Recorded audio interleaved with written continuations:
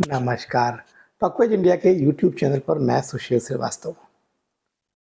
आज बात करेंगे नेताजी सुभाष चंद्र बोस के बारे में, जिनके बारे में कुछ सूचनाएं मुझे तमाम किताबों से, उनकी लिखने वालों पर तमाम लेखों से हमें मिली हैं। मैं चाहता हूं कि उन बातों को आप तक भी पहुंचाया जाए।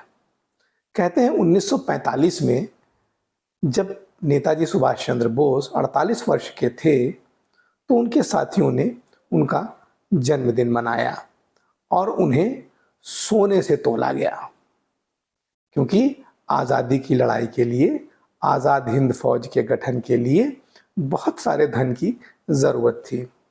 इसके पहले भी नेताजी बहुत सारे अपनी माताओं बहनों से ये निवेदन कर चुके थे कि उनके पास जो भी बची खुची धन दौलत हो, यदि वो आज़ाद हिंद फौज को देना चाहते हों तो वो उसे दान कर सकते हैं और वो आज़ादी की लड़ाई में काम आएगी। तो बहुत सारी महिलाओं ने, जिनके पास जितने जेवर थे, यहाँ तक कि अंगूठी, चूड़ियाँ और मांग टीका, मंगलसूत्र तक महिलाओं ने जो है नेताजी को दान दिया था, ताकि आज़ादी के काम को आगे बढ़ाया जा सके। उस दिन, जन्मदिन वाले दिन भी इसी प्रकार बहुत सारी महिलाओं ने उन्हें अपना सोना दिया और 80 किलो सोने से उन्हें तोला गया। इन सब बातों का जिक्र आपको बहुत सारी नेताजी से संबंधित पुस्तकों में मिल जाएगा। ये सारा सोना लेकिन कहाँ गया? क्या ये सरकार के पास है? क्या नेताजी के खजाने से ये सोना सरकार को मिला? आखिर ये गया कहाँ? केवल उसी दिन नेताजी को 80 किलो सोने से तोला गया था। तो आखिरकार वह सोना गया कहाँ? किसके पास है? क्या सरकार तक आज़ादी के बाद वह सोना सरकार तक पहुंचा? और पहुंचा तो कहाँ रखा गया और किसके पास है? ये जानने का हक सामान्य जनता को भी है, और उन महिलाओं को तो ख़ास तौर से था जिन्होंने उस मुसीबत के समय में अपने अपने घर के सारे जेवर भी नेताजी को दान में दे दिए थे। लेकिन उसके बाद नेताजी की रहस्यमयी मृत्यु हो जाती है और खजाने के बारे में कुछ भी पता नहीं चलता। 1978 में मोरारजी की सरकार ने एक डिप्लोमेटिक बैग को, जो कि नेशनल म्यूजियम में रखा था, खोलने के आदेश दिए। वो बैग दरअसल जापान की सरकार ने भारत सरकार के अधिकारियों को नेताजी की रहस्यमय मौत के बाद सौंपा था। ऐसा कहते हैं कि उसमें नेताजी से संबंधित बहुत सारे कागजात और जेवरात होने चाहिए थे, परंतु जब वो बैग खोला गया तो उसमें 14 पैकेट मिले। उन 14 पैकेटों में से ज़्यादातर पैकेटों में नेताजी के बहुत सारे व्यक्तिगत कागजात थे, उनके पासपोर्ट और बहुत सारे डॉक्यूमेंट्स उनसे संबंधित वहाँ पर मिले, और साथ ही जो है कुछ जेवरात भी मिले जो कि जली अवस्था में थे, जिसमें कुछ चूड़ियाँ, मांग टीका और अंगूठियाँ आदि थीं। लेकिन बहुत सारा खजाना गायब था। बहुत थोड़ा खजाना सरकार के हाथ में मिला, जबकि केवल उनके जन्मदिन के अवसर पर ही 80 किलो सोने से उन्हें तोला गया था। ये सब देखने के बाद उस सारे सोने को, उस डिप्लोमेटिक बैग को वापस नेशनल म्यूजियम में अधिकारियों के द्वारा रखवा दिया गया। ऐसा कहते हैं कि बहुत सारा सोना उसमें से गायब हो गया था। कई जगह ये भी लिखा था कि 1953 में जब जापान से ये खजाना वापस आया था तो नेहरू जी ने इसे व्यक्तिगत रूप से जांचने के बाद इसे सील बंद करके रख दिया था, पर उसमें क्या निकला, क्या नहीं निकला, ये नेहरू जी ने किसी को नहीं बताया और ना ही कागज़ों में दर्ज करवाया। नेताजी के मौत के बाद जब नेताजी की रहस्यमयी मौत की जांच के लिए तमाम आयोगों का गठन किया गया, पर उन आयोगों ने भी इस डिप्लोमेटिक बैग की कोई खबर क्यों नहीं ली? क्यों नहीं पता लगाने की कोशिश की गई कि जापान सरकार द्वारा जो डिप्लोमेटिक बैग दिया गया है उसमें कौन से दस्तावेज हैं, उसमें कौन सा खजाना है भी या नहीं है?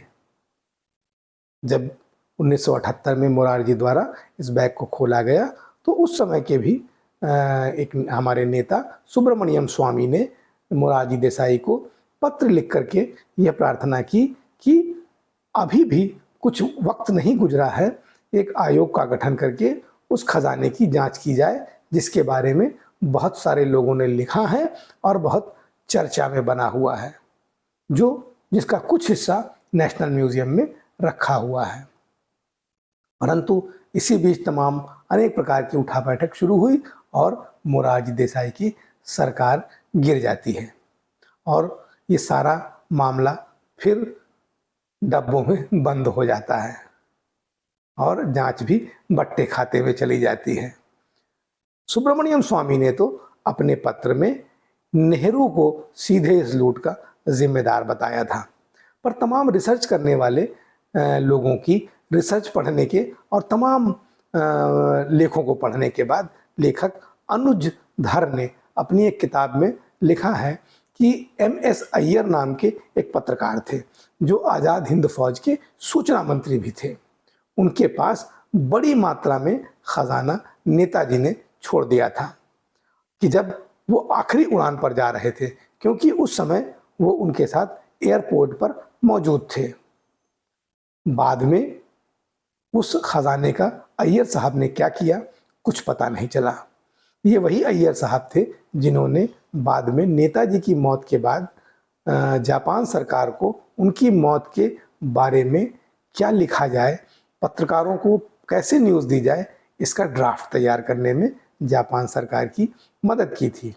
और यही नहीं, 1953 में इन महाशय को नेहरू ने अपने पहली पंचवर्षीय योजना का जब गठन किया तो उसमें एडवाइजर बना दिया गया।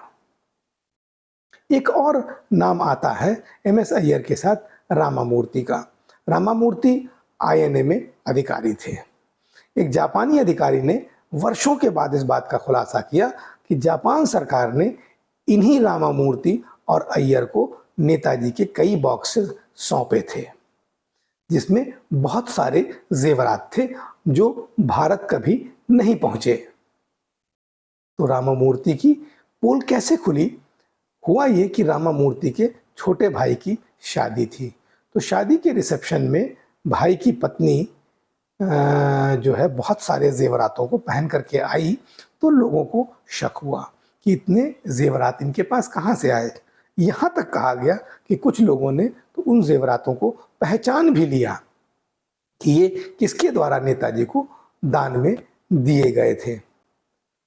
रामामूर्ति जी का छोटा भाई आर्मी में कर्नल था, पर बाद में जापान में ही ये और इसकी पत्नी टैक्स चोरी में पकड़े गए और जापान सरकार ने इन्हें डिपोर्ट कर दिया भारत को। भारत में आने के बाद ये पूरा परिवार लंदन में एक रेस्टोरेंट खोलता है। एक इंडियन रेस्टोरेंट 1953 में खोला गया जो आज तक वहाँ पर चल रहा है और उनके बेटे उस रेस्टोरेंट को चला रहे हैं। आपको नहीं लगता इन सब बातों की जांच होनी चाहिए, या अब तक क्यों नहीं की गई? किसी ने इनसे इनकी दौलत का राज क्यों नहीं पूछा? तमाम गरीब महिलाओं ने, तमाम ऐसे लोगों ने जिनके पास खाने पीने के साधन तक मैसर नहीं थे, नेताजी के कहने पर आज़ाद हिंद फौज को आज़ाद देश कराने के लिए अपने सारे जेवरातों को दान दे दिया था। क्या ये उनके साथ अन्याय नहीं हुआ? क्या ये उनके साथ धोखा नहीं है?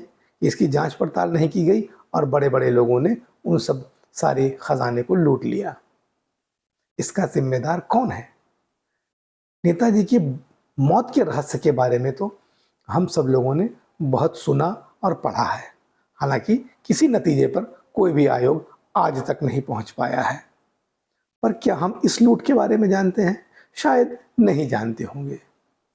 मैं या कोई और भी किसी प्रकार का आरोप नहीं लगा रहा है, पर तथ्यों के आधार पर बात की गई, क्योंकि आजकल के समय में आजकल के नेता लोग छोटी छोटी बात पर भी तमाम आयोगों के गठन की और जेपीसी की मांग करते हैं, जिनका न कोई सर होता है न पैर होता है, लेकिन अपने फायदे के लिए वो इस प्रकार की मांग करते रहते हैं और संसद को बाधित करते रहते हैं, देश के कामकाज को रोकने का प्रयास करते हैं। परंतु जिन मूल मुद्दों पर बात की जानी चाहिए उनसे देश अछूता रहता है। क्या हमारे उन लोगों को इनके बारे में जानने का हक है?